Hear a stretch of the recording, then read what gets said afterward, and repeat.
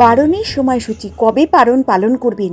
বুধবারে আপনারা শিবরাত্রি করলে বৃহস্পতিবারে পারণ, আর বৃহস্পতিবারে করলে শুক্রবারে কটার মধ্যে কটা সেটা আমি দিয়ে দেব। 2025 সালে মহাশিবরাত্রি 26শে ফেব্রুয়ারি বুধবার, ওই দিন ফাল্গুন মাসের কৃষ্ণপক্ষের চতুর্দশী তিথি। মহাশিবরাত্রির সম্পর্কে আরও কিছু তথ্য জানতে গেলে শাস্ত্র মতে মহাশিবরাত্রির পুজোর শ্রেষ্ঠ সময় হলো নিশীথকাল। মহাশিবরাত্রি হিন্দু ধর্মের একটি বিশেষ দিন। বিশ্বাস করা হয় ওই দিন ভক্তি মনের পুজো করলে শিব ও ভক্তদের মনোবাঞ্ছা পূর্ণ হয়।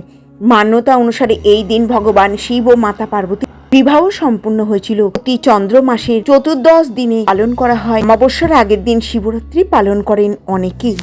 প্রতি চন্দ্র মাসের চতুর্দশী দিনে পালন করা হয় শিবরাত্রি। অমাবস্যার আগে মহাশিবরাত্রি ফাল্গুন মাসে পালিত হয় এবং আমাদের এখন চলছে প্রয়াগরাজের মহাস্নান এবং শাহী স্নান, গঙ্গা স্নানের মধ্যে। প্রয়াগরাজে যদি আমরা গিয়ে স্নান করতে পারি মহাশিবরাত্রিতে তাহলে খুবই ভালো হয়। পুরাণ ও বেদ, হিন্দু ধর্ম শাস্ত্রে ভগবান শিবের মাহাত্ম্য নানান রকমভাবে বর্ণনা করা হয়েছে। ভক্তদের বিশ্বাস খুব সহজ উপাচারে শিব ঠাকুর সন্তুষ্ট হন, তিনি আশীর্বাদ দিতে। মহাশিবরাত্রি পড়েছি কবে আমরা সেটা জানবো। 2025 সালে 26শে ফেব্রুয়ারি মহাশিবরাত্রি উদযাপন করা হবে। পুজোর শুভ সময় শুরু হবে 26শে ফেব্রুয়ারি সকালবেলা 11টা 8 মিনিটে এবং শেষ হবে 27শে ফেব্রুয়ারি 8টা 54 মিনিট, অর্থাৎ 26শে ফেব্রুয়ারি রাত 4 প্রহরের পুজো হবে এবং রাতের প্রথম পুজোর সময় হবে সন্ধ্যে 6টা 19 থেকে 9টা 26 পর্যন্ত। রাতের দ্বিতীয় প্রহরের পুজোর সময় 9টা 26 থেকে রাত্রির 12টা 34 পর্যন্ত। রাত্রে তৃতীয় প্রহরের পুজো হবে 12টা 34 থেকে 3টে 41 পর্যন্ত। রাত্রি চতুর্থ প্রহরের পুজোর সময় 3টে 41 থেকে 6টা 48 পর্যন্ত। শাস্ত্র অনুসারে শিবরাত্রি মহাকল্যাণকারী রাত। নমস্কার, ভগবান ধাম থেকে আমি আবার একটা নতুন ভিডিওর মাধ্যমে আপনাদের সামনে চলে এলাম। শিবরাত্রি কবে পড়েছে এবং আমাদের কোন প্রহরে কি পুজো আছে, অল্প বিস্তর মাহাত্ম্য। এখানে আমি পারণের সময়সূচিটা বিশেষ করে দেওয়ার জন্য ভিডিওটা বানিয়েছি।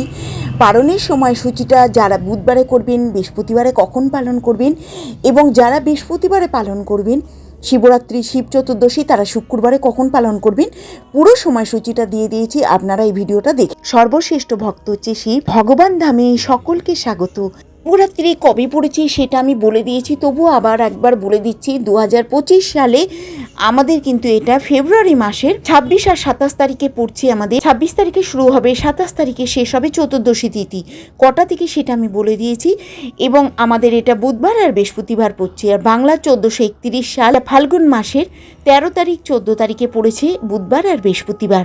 তো কবে পড়েছে সেটা আমরা জানলাম। মহাদেবের আরাধনায় সর্বশ্রেষ্ঠ দিন হলো মহাশিবরাত্রি। বিশ্বাস করা যায় এই দিন ভক্তি মানে পুজো করলে শিব ভক্তদের মনোবাঞ্ছা পূর্ণ হয়। মাঘ মাসের কৃষ্ণপক্ষের চতুর্দশী তিথিতে শিবরাত্রি পালন করা হয়। তিনি হলেন হিন্দু ধর্মাবলীদের সর্বোচ্চ দেবতা। সনাতন ধর্মের শাস্ত্র সময়ে তিনি পরম সত্তারূপে পূজিত হন। শিব সৃষ্টি প্রলয়ের 3 কারণ তিনি সাময়িক হিন্দু ধর্মের 3টি সর্বাধিক প্রাচীন সম্প্রদায়ের অন্যতম এবং শৈব সম্প্রদায়ের প্রধান দেবতা।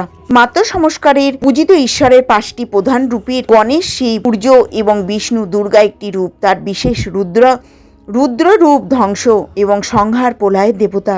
সর্বোচ্চ স্তরে শিবকে অপরিবর্তনশীল পরম ব্রহ্ম বলে মনে করেন। মহাদেবের আরাধনায় সর্বশ্রেষ্ঠ দিন হলো মহাশিবরাত্রি। বিশ্বাস করা হয় এই দিন ভক্তি মনে পুজো করলে শিব ভক্তদের মনোবাঞ্ছা পূর্ণ হয়।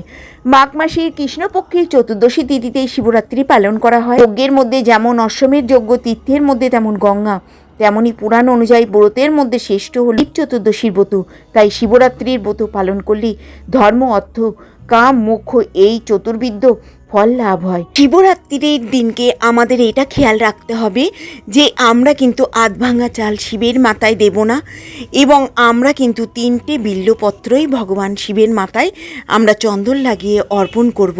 আর শিবের মাথায় জল যখন ঢালবো তখন যাতে সরু হয়ে পড়ে সুন্দর করে, সেটাও খেয়াল রাখ। শিব পুজো করতে গেলে আমাদের কোনো রকম শঙ্খ ব্যবহার করা চলবে না।